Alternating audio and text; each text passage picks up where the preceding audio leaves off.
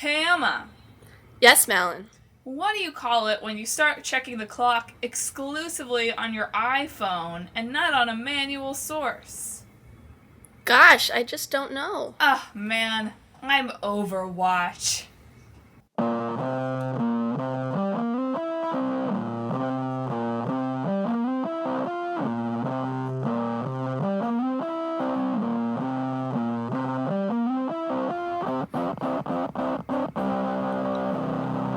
Hello, and welcome to Talk This. It's dangerous to podcast alone. I told you it was rough. Yeah. just a smidgen. I thought about doing something kind of daylight savings time related, also about kind of being over, like you have to actually set your watch forward. I don't know. Mm-hmm. It was going to be easier than a joke where the punchline was Valkyria Chronicles. Yeah. So we're going to take what we can get. Welcome, everyone, to this week's full episode. Thanks for tuning in. Mm-hmm. And this week, as you might have picked up from my terrible joke and my reference to what would have been an even more terrible joke, I wish I could come up with one where that was the punchline. That would probably be funny enough. Mm-hmm. Like, well, terrible enough that it might get a pity laugh. Uh-huh. But this week, we'll be talking about, it's Valkyria, right? So I believe that's how you say it. Okay, so Valkyria... Like Valkyrie, which is also hard to say, but... I got that, yeah. but I couldn't remember if there was an I in there or not. It is, yeah. Valkyria Chronicles, and also, a little game probably never heard of, called Overwatch. Real indie, that one. Yeah, super indie, kind of under the radar. Yeah. You probably won't even be able to follow along in that segment because it's just too obscure. Yeah. I realized when I was looking it up that it's a bit of an odd one because Overwatch is one of our older new games. Although I think it still counts because it's like, still expanding even now. It's still a very relevant game that people play. And then Valkyria Chronicles is about as new as one of our old games can get. Well, and also it's double weird because, so Valkyria Chronicles, just sneaks under the radar with a 2008 release, Mm-hmm. the first game.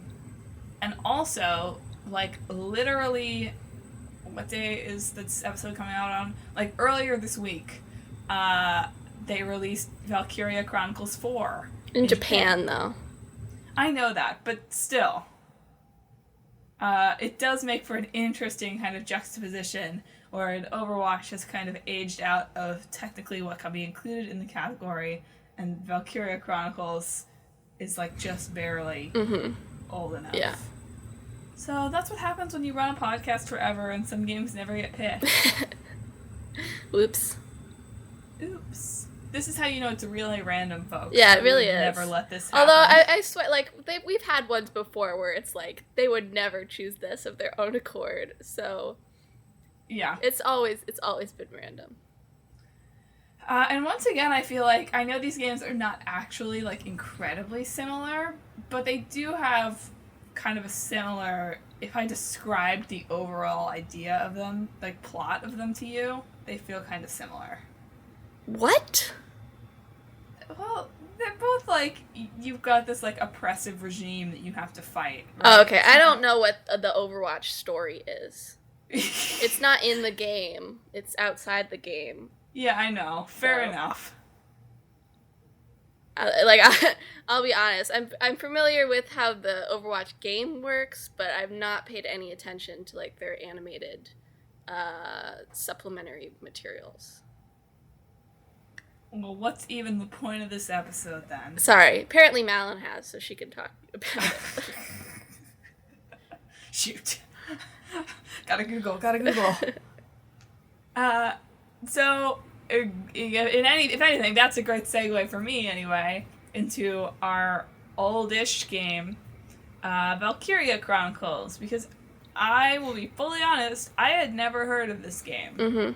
Not that that's, like, a new thing on Talk This. Yeah. There's almost a game a week, usually, that I've never heard of. But Valkyria Chronicles, like we said, originally released in 2008. For the PS3. For the PS3. They released a remastered edition on the PS4, like, last year? Yeah, 2 years something ago? like that. Something like that. And also on Steam. Right. Yes, of course. It's been a big hit on Steam, from what I've read. It's a bit, yeah. But Valkyria Chronicles is... it's a tactical RPG. Yeah. Is that a fair genre tag? Yes. I've played some of the remastered on my PlayStation 4, and then got distracted when another game came out and haven't gone back to it yet, even though I really did enjoy it when I played it. But the way it sort of works in the gameplay perspective is you start from an overhead map, and you have a certain amount of... I think everybody can move once who's on your team. And you pick somebody, and then as you're controlling that person, it goes into real-time combat. You have a certain amount of time to make your character make their move, and the time pauses if you're attacking somebody. So you have a certain amount of movement time to get your character where they need to be, and they can attack once per turn. So it's a mix of real-time strategy, but not entirely real-time. It's a mixture of real-time and turn-based strategy, I guess. It sounds to me, and correct me if I'm wrong, it's just that I've been playing a lot of Fire Emblem Warriors this week. It sounds to me like if you combined, like, actual Fire Emblem with... Like, you know how Fire Emblem Warriors is supposed to be like, oh, it's Fire Emblem, and, like, this other series that... Dynasty Warriors. Dynasty Warriors, thank you. I knew it had to be something Warriors. And we've combined them. But really, it's just like the Fire Emblem characters, like, laying waste to thousands of enemies. Yeah, although I think in the Dynasty Warriors, you can't actually, like, I don't know if you can tell the other people what to do as much as you can in Fire Emblem Warriors. So that's where that's where the Fire Emblem stuff comes in. But it seems like more of a, like, if you really, like, took the Fire Emblem, like, handheld games. Yeah. Right? And that kind of strategy, and then you would, like, warp over into Dynasty Warriors. Yeah. Although it's definitely, even the real-time stuff is not as fast-paced or crazy as the Warriors series. It's more, like, people will shoot at you as you run, and then you get behind cover, and then you shoot at them, and then you stay behind cover and hope that you don't die. Was my experience. They still have the weapons triangle, right? I mean, it's not like lances, because that's... No, there's no... It's mostly guns, because it's set pretty much in, like, alternate World War I or World War II. World War II. Yeah, alternate World War II. So it's pretty much just guns, different types of guns. It's not really a triangle, but certain classes will be faster or slower, do more or less damage. And there's also tanks that only a couple of units can use. And so to give everyone a recap of kind of the overall story, like Emma said, it's set in an alternate version of 1930s-ish Europe called Europa. Yeah. Where you play as the son of, like, a great hero of your independent country, Gallia. Mm-hmm. Right? Yeah. Which I wonder if that's named... I don't know if they would... I wonder if it's named after the early French region, but that's, like, a Latin nerd thing. Never mind. And at this time in Europe, there's, like, this huge war being waged between the Empire, who are, like, the, like, Nazi equivalents. Yeah. Right? The autocratic East European Imperial Alliance. Yeah, I think it's funny that they include autocratic, like, in their... Like, generally you don't advertise that. Like, all the autocrats I can think of at least try to kind of couch it in, like, oh, we have elections. Mm-hmm. Like, ugh. But they're fighting against some loosely allied the Atlantic people, Federation. Yeah, over a mineral called Ragnite, which both of them depend on for survival. And so then, yeah, so Gallia is, like, neutral in this war, which, like, seems, you know what? Like, maybe they deserve to be invaded for not getting involved. Well, they're sort of like Switzerland, right? I guess that's true, yeah. So they're neutral until the Empire, they've got, like, a huge what is it, Ragnarok? Ragnite? Ragnite. Sorry. Yeah, Gallia has a lot of Ragnite. I was thinking it's funny that it's Ragnite and it's Valkyria Chronicles. That's got to be on purpose, right? Like Ragnarok. Yeah, probably. I'm like having a lot of realizations that are very obvious on the fly today. Yeah. So as soon as your hero Welkin returns to or goes to the border town of Brull, the Empire attacks and he has to fight with his sister and the town watch captain Alicia.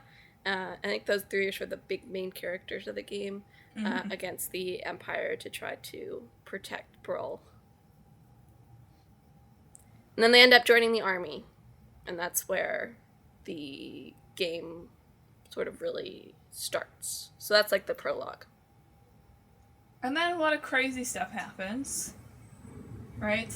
Yeah.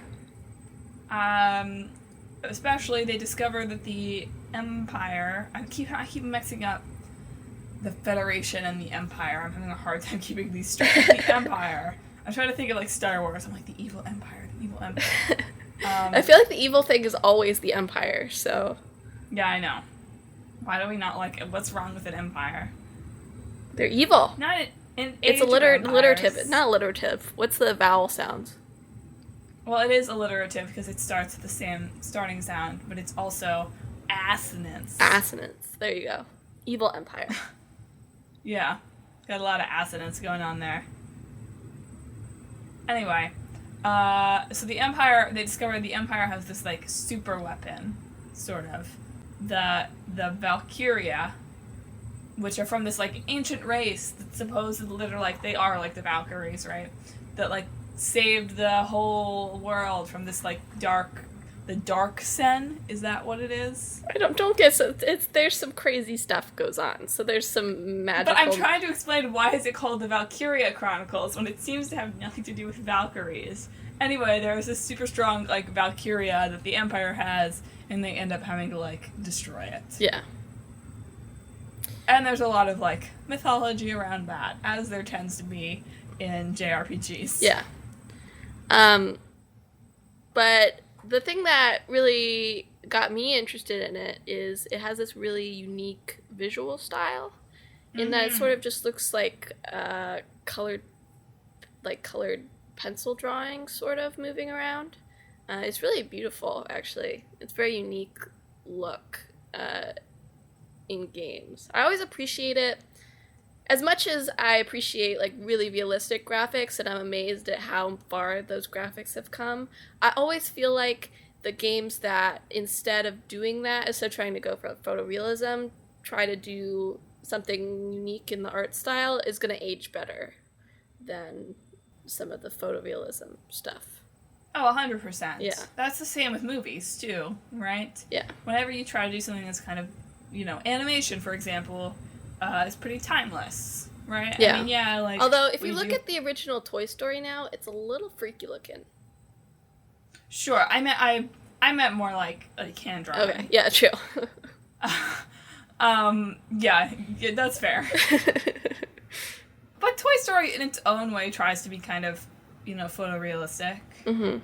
Like, obviously they're toys, right? Like, toys can't move and talk. But yeah. I feel like that was sort of the goal. So that it hasn't aged well maybe makes sense. Yeah. 'Cause, yeah, some of the kids do look kind of odd. Yeah. But yeah, I just think whenever you... Of course, eventually, if you're trying to go for realism, technology is going to overtake you. Yeah. Although I wonder how much farther we have to go towards that photorealism. Epic, really. at GDC, Epic just showed off a really kind of scary, realistic-looking... AI. So. Well, yikes. Yeah. It was cool. I didn't read the full story, but I saw the pictures. So I was like, well, that just looks like a real person, doesn't it? That's kind of freaky. But, I mean, every couple of years, we're always like, oh, man, how much farther can graphics push it? And farther. They can go farther. Soon they'll look realer than real life. Yeah. But no, I mean, like, we have to be close to the ceiling. right? At least on, like, graphics that I can watch on my television. Like, of course, VR can get better and better and better. But, like, in terms of something that is projected 2D to my television, we have to be very, very close. I don't know. I am not an expert in gaming graphics by any means, but I feel like we're getting very close to very realistic. Yeah. Perhaps as realistic as we might even want it to be. Yeah, true.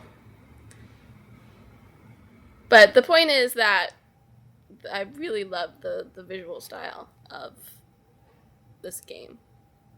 Well, I was reading that the lead designer, the director, I don't know. I really need to do a better job of understanding, like, the titles on video games, because I don't pay enough attention to them.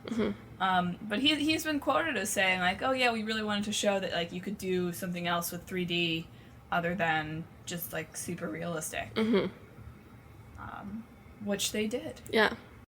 And because of at the time, I think there's been games since then that have done similar gameplay, but at the time it was a pretty novel gameplay idea, and people liked the art style, and the story and characters were appealing. Even the little, like, you bring in, like, just little characters to fill out your squad, but they're all super cute looking and very unique, and they've got little personalities and little backstories, which is fun, especially since, I like Fire Emblem, where there's unrealistically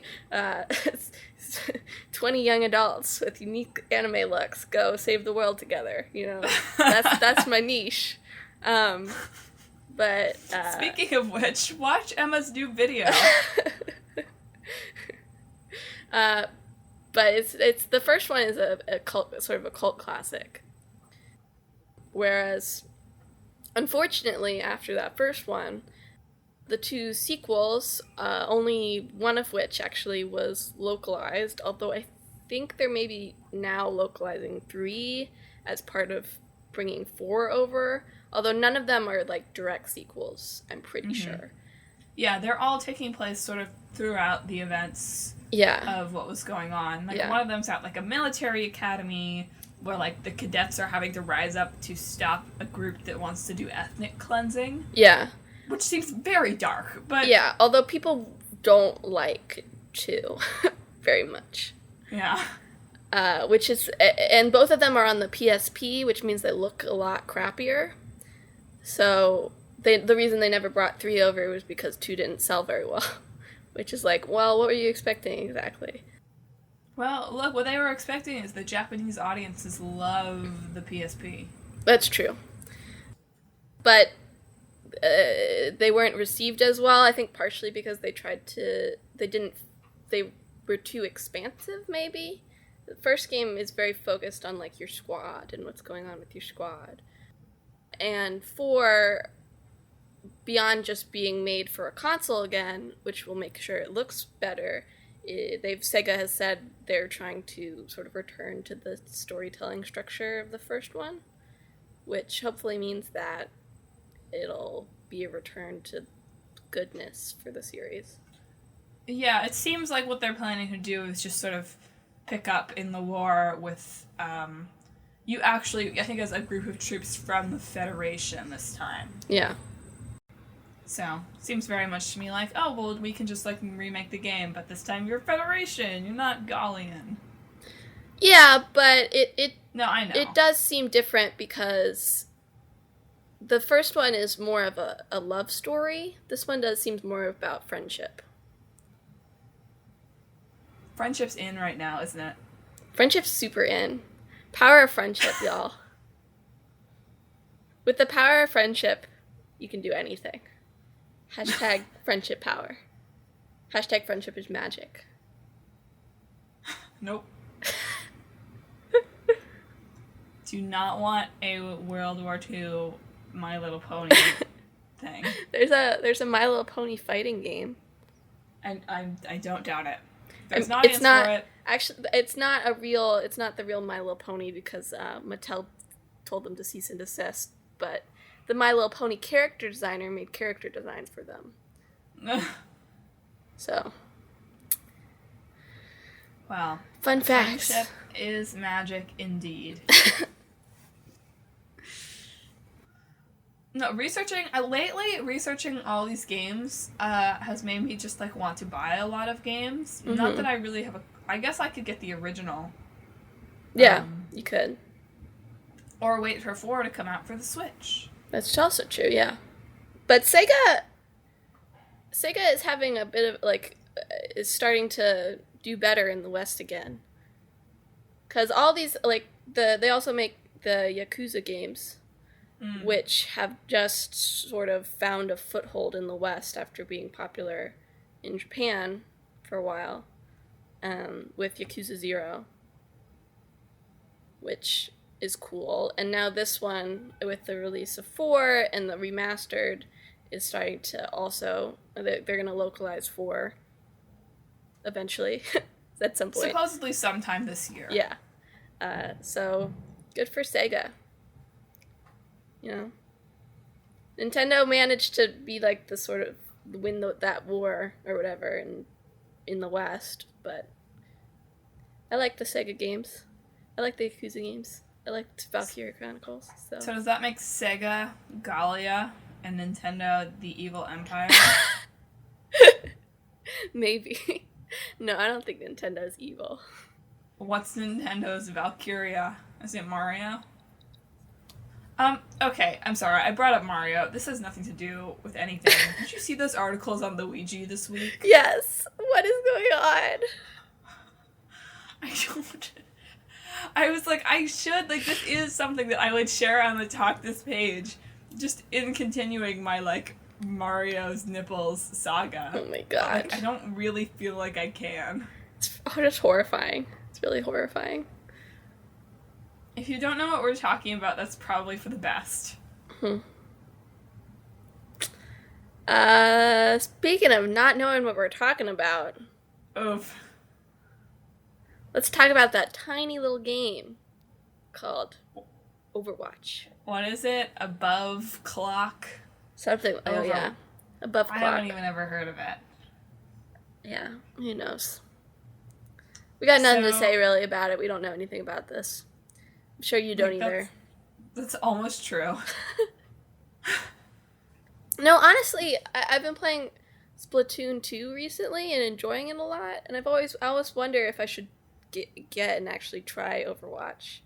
Although I think part of the thing I like about Splatoon 2 is that you can never talk to each other. See, that's my biggest hurdle into getting in. Well, no. And also, it's sort of it's always random selection on the teams, which also is nice.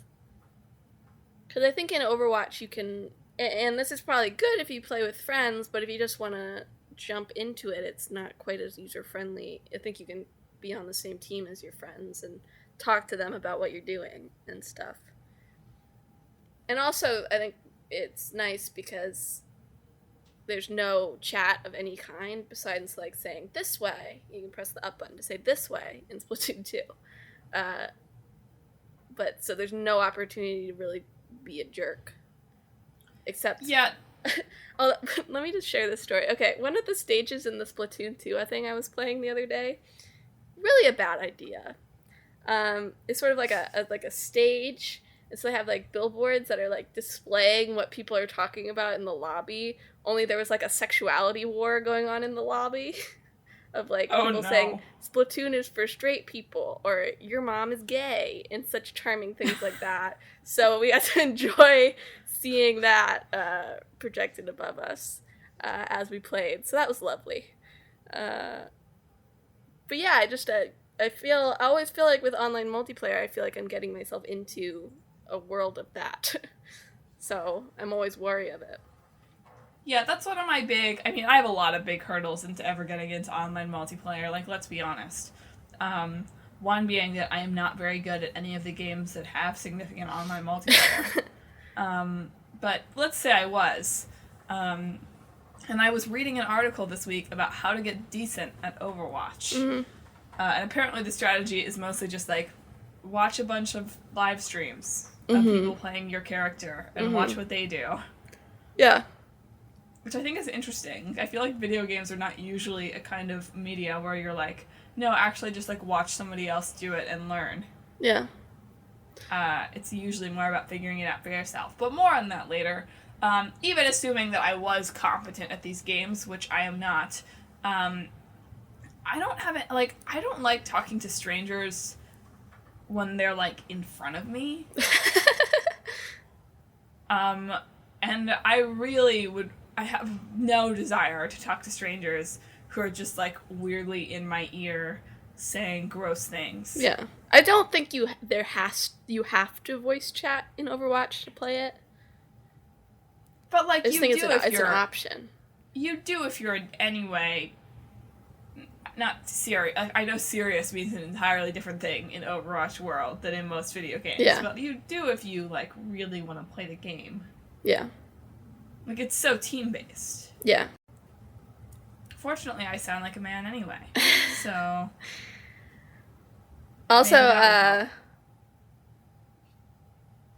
like, something I notice about Overwatch is, like, theoretically you have, like, a goal.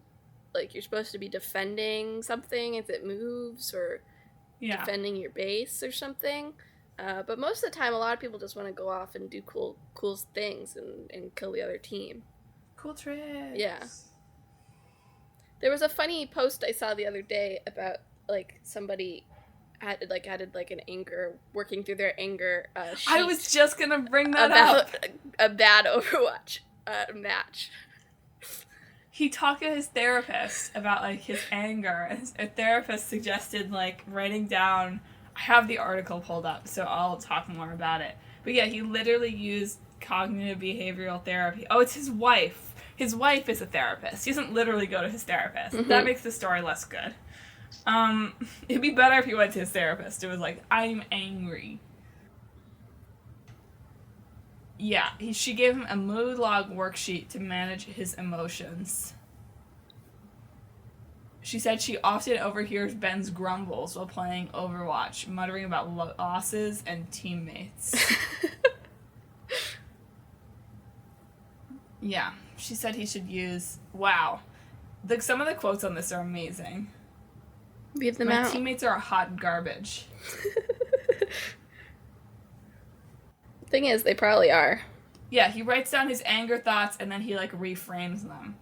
And apparently it's made him better at the game. This seems like a good way to trick people into doing things that are good for their mental health. Mm-hmm. Is telling them it will make them better at their favorite game.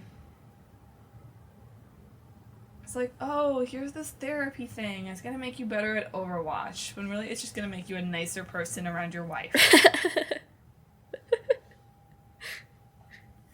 It's probably good, though. No, I'm not saying it's not good. I just think it's funny. It is funny. I could use that from some of my Splatoon 2 matches.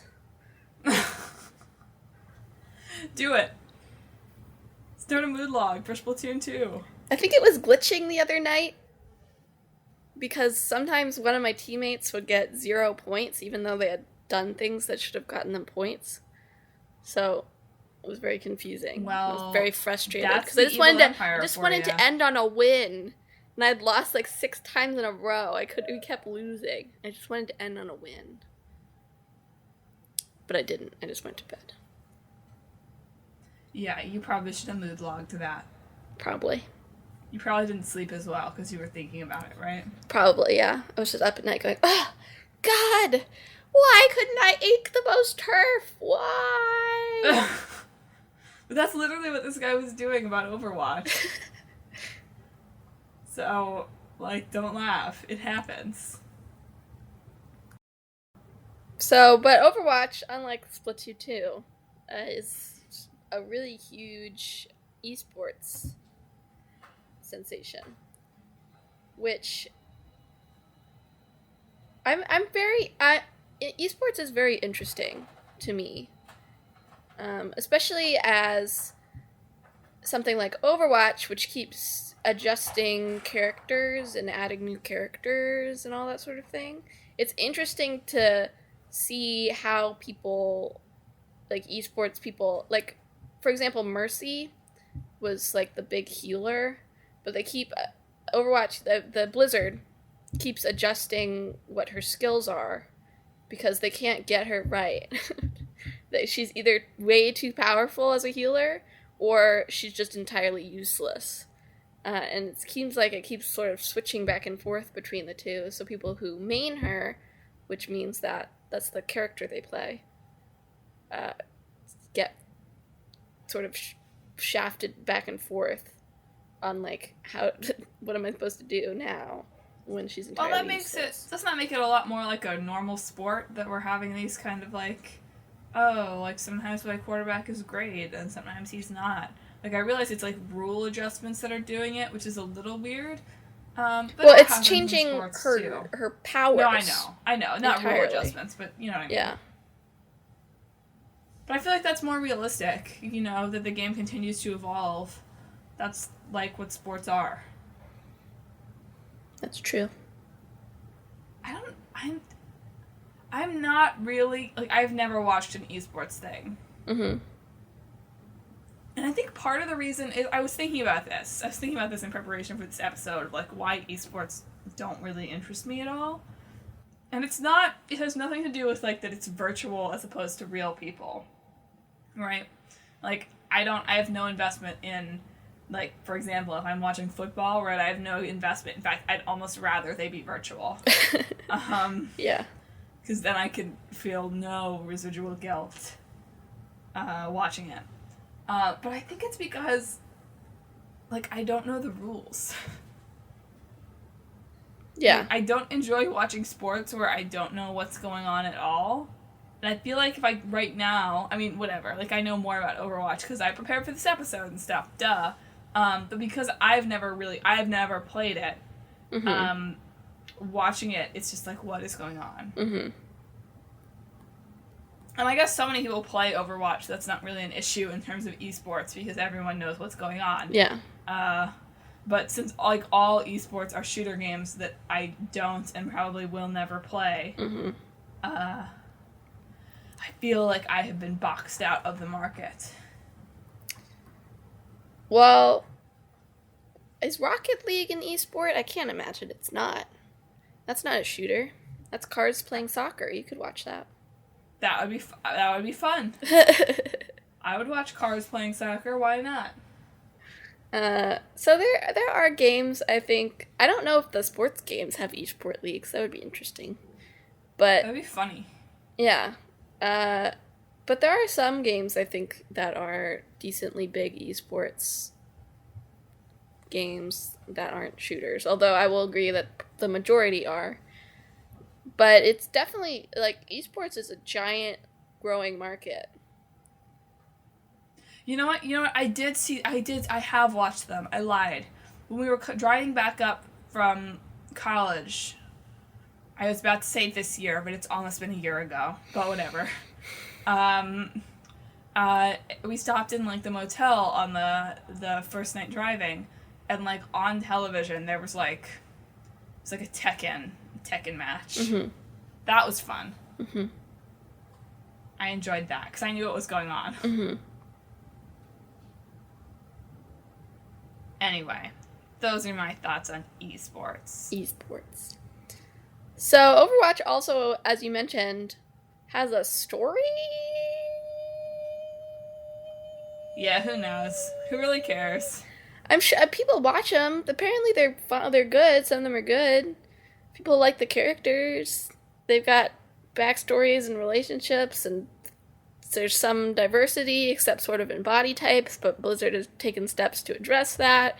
But it's not in the game at all. And you wouldn't be able to guess the story from the gameplay, because it doesn't have anything to do with the story. But it's a great marketing tool, especially since their characters are so well designed. They're all very unique looking and very colorful and very interesting, and it's easy to, like, especially even if you're not like, oh man, I love this guy's way he plays, it's like, oh, this guy looks cool, so it's an easy way to draw people in. So it's great for marketing, but it really has nothing to do, you don't need to know anything about it to It does seem like a good way to rope in casual gamers. Of like, oh, this is cool, like, I like this guy, I'm gonna play as this guy. And then, as they keep playing, they'll forget about the story entirely and just start picking whatever is the most recent killing machine. Which is interesting. I think a video, I don't know. I feel like we're really diverging in video games along two paths, right? Of, like, we're gonna, like, really prioritize story and, like, start telling complex stories and that sort of things that people don't think video games are capable of over here. And we're gonna make a lot of money on esports. Who cares about story? Although, I will say, like, there aren't... I can't think of an example of any other game that's taken the exact same approach that Overwatch did, in that they have these animated shorts. I can't think of another game that the gameplay doesn't try to tell a story at all, that has all this supplementary stuff that you can get into. It's just, like, it's an odd little example. Because clearly they like story. There's people at their company who are making these stories and doing this, although I don't actually know. Does Blizzard make the animations? Who knows? Or do they outsource? I don't know. But it's a weird little example. Especially, and they clearly like they have good character designs. You can sort of get a guess at the character's personality just by looking at them, which is great. I mean, that's something you always want in a video game or any media, is to be able to look at a character and get a sense of them just by looking at them. So it's a weird little thing that I agree that there's sort of these two. There's like the games as service is sort of the same thing as the esports trajectory, which isn't exactly the same thing, but it's when it's like Ubisoft's model now of releasing a game and then continually updating it for years down the line so that people can continue to play it as the time goes on. So there's sort of that model, and then there's sort of the one-off, we want to tell this grand story model. That, both are fine. Both are entirely legitimate approaches. But then where do games, because I feel like there's another trend that sort of falls sort of weirdly in the middle in terms of intentions, of we also have this trend of games that they're really well designed and really open, and they're not games as service in that they're being updated continually for years, but they also don't have any story to speak of. Oh. Or you get to create your own story. Like what? Like those games, like Journey. Well, that's just art. That's just a little art indie game. Like the one with all the puzzles that we talked about a year ago. Oh, The Witness? Maybe. I feel like we talked about a bunch of games in a row at some point in the podcast that was just you're this mysterious figure going around. Mm-hmm. Well, I think that there's less of that on a AAA level, and more of that on the indie level, along with more of, the indie level is more diverse, I guess, but one of the ways to save time and money is to make the mysterious figure, if you want to focus on the gameplay or the environment or whatever, that's one of the things you can sacrifice or not devote your interest to. So I think that's why there's a good amount of those games out there. But I can't really think of a huge example that's like The Witness on the big studio level. So that's fair. Usually when they don't have stories, it goes more of this Overwatch kind of route of I know that they've made story stuff for that, but they didn't have to, of it being this just big cash cow thing. I'm not sure I agree with that, but we should move on to crossover. I'm sorry, I don't mean to be it's just a big cash cow. I just mean, I don't know. It's just it's a different model. And to me, as someone who does not partake in that model, sometimes it reads as big cash cow, because no matter how much you tell me that Overwatch is approachable, I feel like I'm going to play it and I'm going to be bad at it, and my teammates are going to yell at me for being bad at it. and then I won't play it again, and you've gotten my money, and you win. Mm-hmm. So, there we go. My bias is on the table. There's the React channel, which I sometimes watch. They have elders playing Overwatch, which is really hilarious. It's the most hilarious thing ever. Do people still abuse, like, people who clearly sound like 80? I don't think they don't have... That would be funny if they did. I want a voice chat edition. But they got really into it, and they all really sucked. Like, falling off the edge of the world.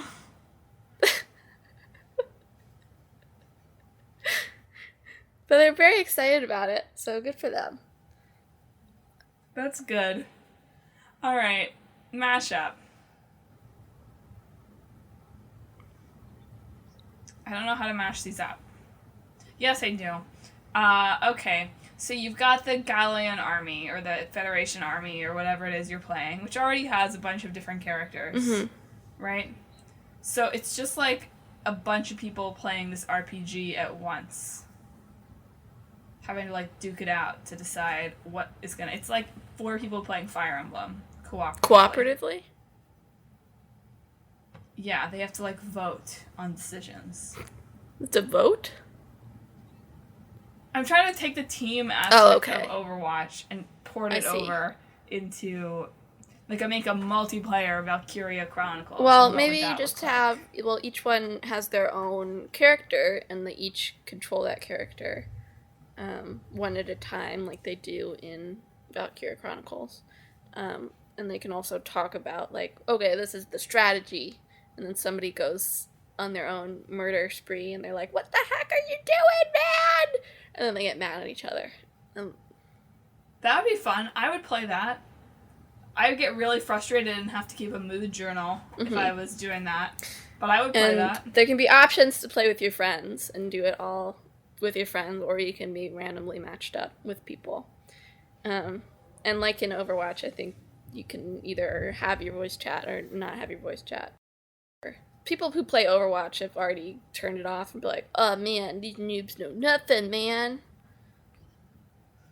Sorry, Overwatch players. Tell us more about the game. Teach us, Overwatch players. You're our only hope. Who do you think we should main, based on our personalities? I'm curious. I thought you were asking me for a second, and I panicked. I was like, I don't know, what? It's gotta be a BuzzFeed quiz for this, right? Probably. We should maybe that'll be a buzz this week if I can find it. But anyway, yeah, you have your 4, or maybe you each control a couple of characters. That might be better. I don't think we could have, like, 12 people playing simultaneously. That might get insane. Yeah, and then you battle against another team. So it's more of like an actual World War simulator in that, like, there are huge worldwide teams. Maybe. And, like, you have to, like, if like, you know what I mean? I think it's not... I think keeping the battles at the smaller scale is fine. And again, like, you can keep the story outside the game if you want to go with the Overwatch model. I guess that is what we're doing. I was trying to find a way to get a story inside the game again, but you're right. We should probably keep it out. Lame.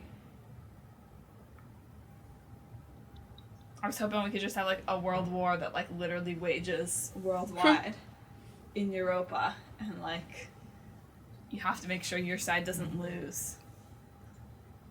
Yes, but the issue with that is that eventually it would, somebody would lose. Not necessarily. But what if that happened? What if a year into the line, one of the sides had nobody? Like, then your game's over. Then nobody can play it, and you've probably lost a lot of money. You release DLC with a third federation that swoops in to save the day. Maybe. You would definitely, if you did it that way, you would definitely have to assign, like, you'd have to force someone onto one side or the other. Because otherwise, like in Pokemon Go, you can choose your faction, but, like, Team Spark, I think, in particular, is, like, way smaller than some of the other teams. I think it's the yellow one. It might be one of the other ones. But there's a couple of factions in Pokemon Go, and you sort of compete as factions, but some of them have way more players than other factions, which means, of course, that one faction usually does better. So in a world war, if you had a lot of people joining the one side and nobody joining the other side, then suddenly your game doesn't function anymore. So you'd have to make sure people were just forced onto one side or the other. Yeah, you're randomly assigned to a faction, and you're always the blue team, no matter what faction you're on. So you don't actually know if you're fighting for the evil empire. Or maybe you're, like, purple Federation. And green and yellow. What an ugly color. Is this Mardi Gras? I don't know. But you avoid the blue-red distinction altogether. Or you have, like, navy blue. And, like, pink. Those are boy-girl colors. Yeah, but which one's which, Madelyn? I'm just saying, based on the people who play these kinds of games, you get a lot of, like, huh, pink team is gay! Stop insulting our listeners. I'm sorry. I know most of the people that play Overwatch are fine, but there are some people who ruin it for everyone, I'm sure. It's a stereotype for a reason. Yeah. But yeah, you can, or maybe you have 3 teams, which also means that it's less likely that one team will get decimated. Unless 2 team up on one team, but hopefully that wouldn't happen. And then, I have an idea of how you can really make money on this. So if your army is getting small, there'll be, like, kind of like a GoFundMe thing for your army that can, like, buy you new territory where everyone puts in microtransactions. No. And it builds up to be enough to Suddenly this game has become, like, the game of the apocalypse. It's like the end of the gaming world is coming when this game comes out with its little microtransaction scheme. Microtransaction GoFundMe. Wouldn't that be great? No. I'm onto something here. Nope. Nope. Nope, nope, nope, nope, nope, nope, nope, nope, nope. Nope. Oh, man. But I think that works pretty well. Yeah. It's got a micro and a macro component. Yeah. I dig it. Hashtag dig it! Wow. Good. Nice job. I don't think you even mentioned on the podcast that you... Can I say it? Are you hiding it for a reason? No, I'm not hiding it for a reason. I'm an intern at a company called Dig It Games right now. Hashtag dig it. Yeah. I hashtag dig it at Dig It Games. Oh my god. That's gonna be... What's the name of this game that we've created, our Overwatch Valkyria Chronicles mashup? Valkyria Watch. That's a bad Over game Chronicles. Name. That could be good. That's like a meta commentary on how, like, there's no story. Like, oh, we're over those Chronicles. Well, I don't know. We'll come up with a name. Yeah. Our to be titled Over Chronicles project. Mm-hmm. It's coming to consoles near you. Never. No, pick it up, Sega. Come on, this is your chance to fight against the evil empire.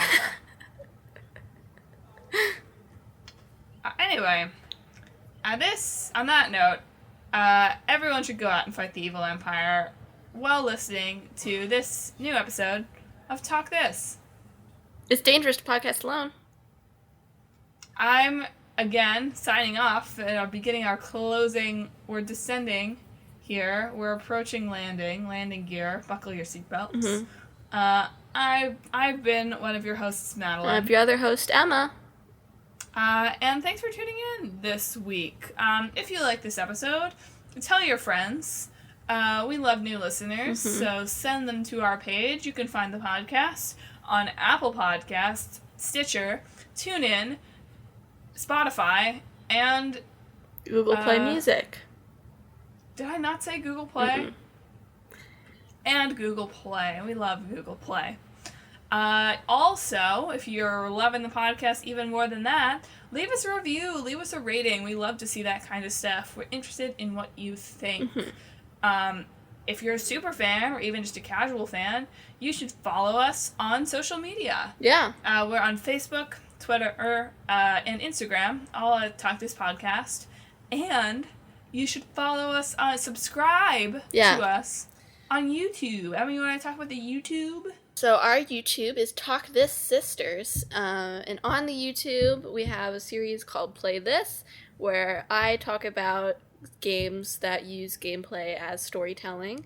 There's also the Flashback Friday series that Madelyn puts together that shows highlights from some of our past episodes, so if you don't want to go all the way far back, you can listen to those and figure out which ones you seems like you would be most interested in. And I'm thinking about starting a series of the adventures of Prince Noodletus. Yes! And his Cup Noodle Bros. So look forward to that. I might start doing some shorts just for fun. But new on the YouTube this week is Emma's latest Play This on... you should say the name. I can never pronounce it. Danganronpa. Danganronpa. V3. V3. Killing. Harmony. Killing Harmony. Or a new Danganronpa V3. Everyone's new semester of killing. It's a really great video. It's fascinating. I haven't even played the game, and I feel like I learned something about game making and how games can tell stories. So you should give that a watch. Leave us a comment. Subscribe. Our YouTube channel is forever expanding. You should check out our website, www.talkthispodcast.com, where you can see all sorts of blog content. We have Emma, writes weekly blogs about a little bit about the games that we've talked about in each episode, so you can look at that there. I am finally getting back to writing the Clickbait Boyfriend series. There's a new update. Josh is playing Kingdom Hearts 2. He's finally finished the tutorial. So there are some funny quotes and amazing memes. We have a co-blog eventually coming out about our experience with Reigns Her Majesty. It'll be out in the next few days. I will actually write it. Yeah. I have plans to do one of my 10 thoughts in 10 hours on Ni no Kuni 2. It's going to be funny, folks. She was texting me yesterday. As well as reflections on Iconoclasts whenever I finish it. And also, I think I'm going to steal Madelyn's Watch This in April when the Persona 5 anime comes out and do a Watch This for the Persona 5 anime. So you can look forward to that. Awesome. Well, folks, it's that time on the podcast where we pick randomly from literal hats our games. Wow, Madelyn remembered! Yeah, I was about to sign off, and I was like, the hats. She never remembers. No. It's a miracle. It is a miracle. Okay. So we start with our old game. Madelyn, tell me when to pick. When? Perfect Dark. Perfect. All right. I think it's sort of James Bond inspired game. Awesome. That's actually going to make a good mashup, so I'm excited for that. All right. And then we pick our new game. Tell me when. Pick. Little Nightmares. Perfect Dark Little Nightmares. Yeah. That could be a whole title in itself. Yeah. All right. Really freaky horror game. Well, look forward to our spooky spy episode in 2 weeks. Next week, tune in for, I guess, our Easter April Fool's edition of Talk This Side Quest. So we talk for 20 minutes or so about what we've been playing these past 2 weeks. I've got to start coming up with some good jokes. Yeah. So yeah. And with that, Madelyn, do you want to sign us off? Why, sure. Have a wonderful week fighting the good fight against the evil empire.